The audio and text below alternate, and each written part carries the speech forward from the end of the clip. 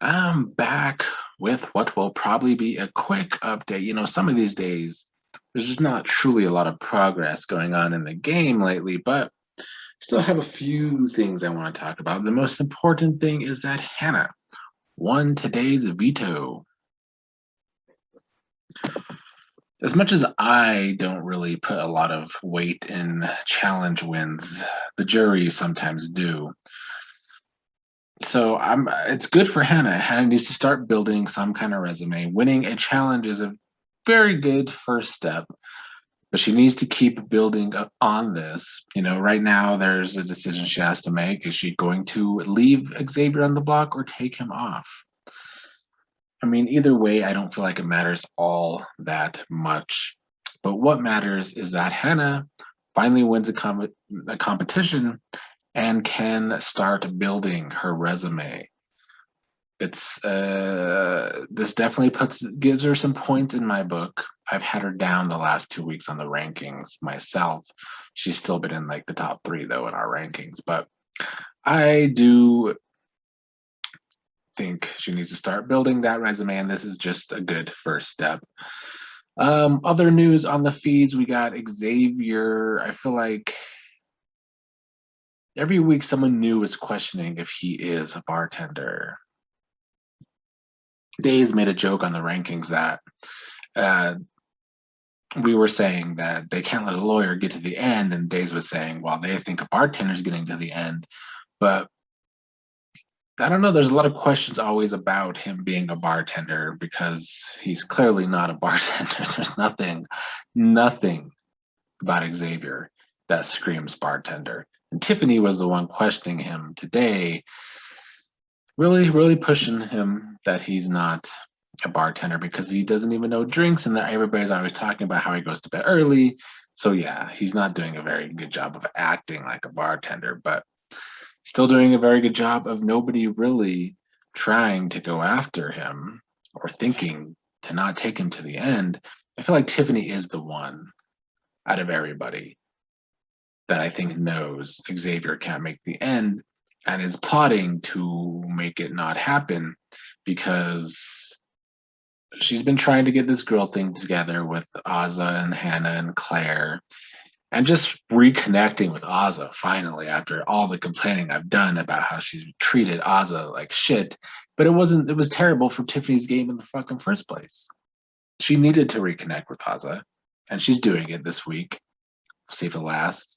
But I do like that she's also planting a little bit of seeds with Ozza towards Xavier. And Ozza in general just finally getting over her crush on Xavier. Xavier's still simping for Alyssa, though. He still be saying weird shit to her sometimes, hoping she'll play along, and she always shuts Xavier down. And speaking of Xavier and Kylan, seeing them moping around after losing the veto to Hannah was also fantastic to see. They've been feeling like they're carrying the women in the cookout, and then Tiffany goes and wins HOH, and Hannah goes and wins veto. It's a good week for the girls of the cookout. Ozza still hasn't won shit though, but what can I do? It's really not the worst thing for her. I don't think she needs to win an HOH until the alleged triple eviction.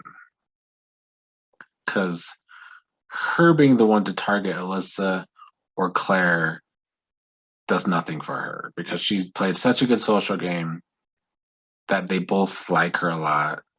And I feel like she's connected a lot with both of them. So just targeting them doesn't really make sense for the game Ozza has played.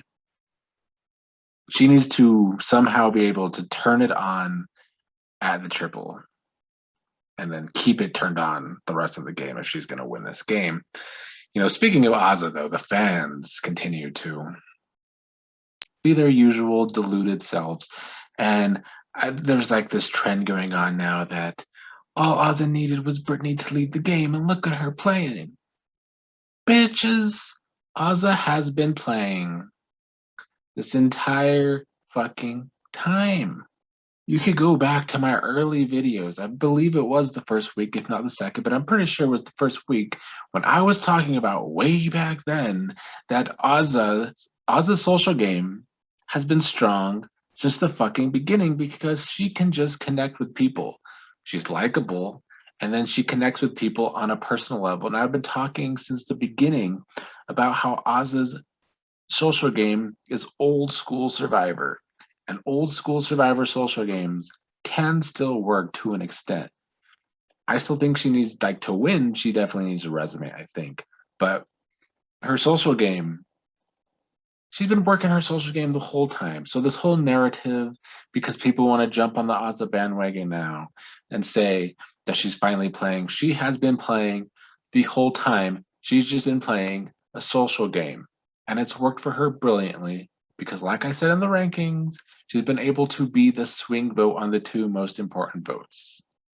She just stayed hard in both of those eliminations with Christian and Derek X. They needed her vote to have a flip, and they weren't getting it. And she's played the middle beautifully. You know, I might not be batting 1,000, but I'm batting much higher than baseball players do with my predictions this year. I've been calling quite a lot of shit. First, it was Sarah Beth. I said since week 1, Sarah Beth was lost in this fucking game. And it took this fucking long for the fan base to see that. Same with Ozza's social game. She's been playing a great social game since week fucking 1 when I talked about it. And now suddenly everybody's jumping on board, seeing it. They just didn't want to see it before because Tiffany stands and Tiffany herself was driving this narrative.